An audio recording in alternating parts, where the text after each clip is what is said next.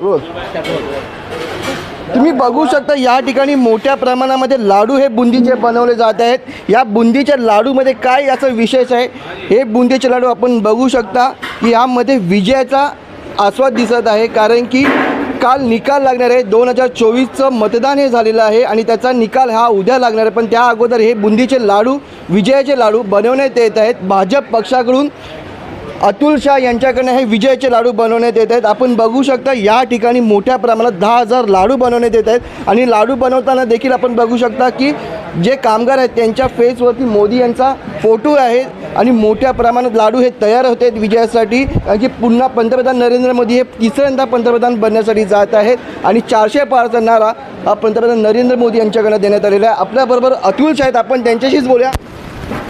Sir, उद्या ज्या सर्व देशाचं लक्ष लागलेलं आहे तो निकाल उद्या लागलेला आहे, काय सांगाल, तुम्हाला काय वाटते? नाही, खरोखर जे जनसमर्थन आणि जो लोकांचा आशीर्वाद आहे, नक्की आम्ही उद्या प्रचंड विजय होणार आहे। तुम्ही यासाठी विजयाची तयारी सुरू केलेली आहे। तुमच्याकडनं लाडू हे शुद्ध देशी घीचे बनवण्यात येत आहेत, 10,000 लाडू बनवण्यात येत आहेत, काय सांगाल?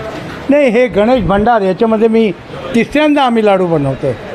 14मध्ये पण मोदीजी येणार होते त्यावेळी केलं, 19मध्ये केलं आणि आता 24मध्ये 10 वर्षाचं प्रचंड काम आहे मोदीजींनी। अख्ख्या देशात सर्व लोकांसाठी काम केलेलं आहे। देश विदेशात आपली आर्थिक परिस्थिती म्हणजे इकॉनॉमिक कंडिशन जे 11वरनं 5व्यावर आणलं आणि त्यांचं आता गोल 3ऱ्यावर आणण्याचं आहे।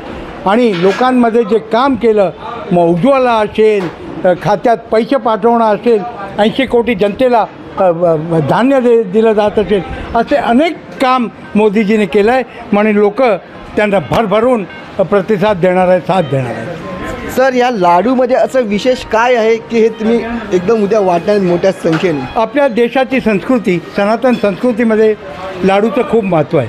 कुठल्याही आनंदाची गोष्ट असेल, खुशीची गोष्ट असेल, त्याच्यामध्ये तोंड गोड करतात आणि हे लाडू आम्ही प्युअर गायच्या घीचं लाडू बनवलेलं आहे आणि हे गणेश भंडार आहे या, आणि गणेश भंडाराचा गणेशजींचा आशीर्वाद आणि रामचा आशीर्वाद आहे आणि हे आपली संस्कृती आहे म्हणून सगळ्यांना भरावून त्यांचं, त्यासाठी तुम्ही एक विशेष बॉक्स पण हा बनवण्यात आलेला आहे। त्यावरती बघू शकता की मोदी यांचा फोटो पण या बॉक्सवरती ठेवण्यात आलेला आहे, काय सांगाल? हे फिर एक बार मोदी सरकार, तिसरी बार मोदी सरकार। आणि हा लड्डू कशासाठी, याच्यामध्ये आम्ही यंदा डब्बा का बनवला आहे, याच्यात लड्डू ठेवल्यावर तो हायजेनिक राहतो आणि लोकांना आम्ही देऊ त्यावेळी ते अर्ध खाऊ शकतात, घरी घेऊ शकतात, म्हणून हा लड्डू बनवला आहे आणि त्याच्याचवर मोदीजींना बधाई पण आहे। एक्झिट पोलचा निकाल लागलेला आहे, पण विरोधक एक्झिट पोल मानत नाही आहेत, ते टीका करत आहेत की उद्या जो निकाल लागेल त्याच्यावरती आम्ही विश्वास ठेवू। नाही, मग एक दिवस थांबा,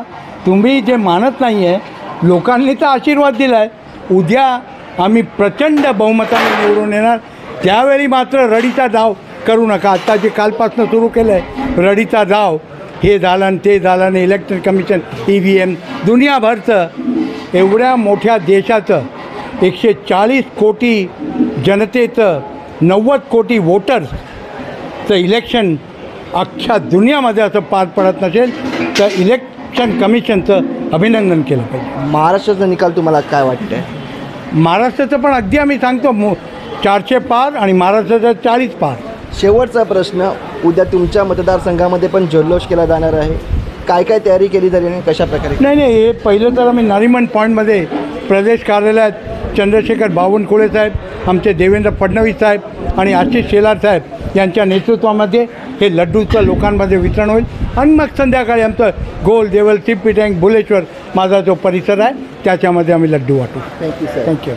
आपण बघितलं तर विजयाच्या अगोदरच तयारी ही पूर्णपणे करण्यात आलेली आहे, कारण की पुन्हा पंतप्रधान नरेंद्र मोदी हे तिसऱ्यांदा पंतप्रधान बनण्यासाठी जात आहेत आणि 400 पारचा नारा हा पंतप्रधान नरेंद्र मोदी यांच्याकडे देण्यात आलेला आहे। व्हिडिओ जर्नलिस्ट महेंद्र जोयलसह मनोज जाळकर, जय महाराष्ट्र न्यूज, मुंबई।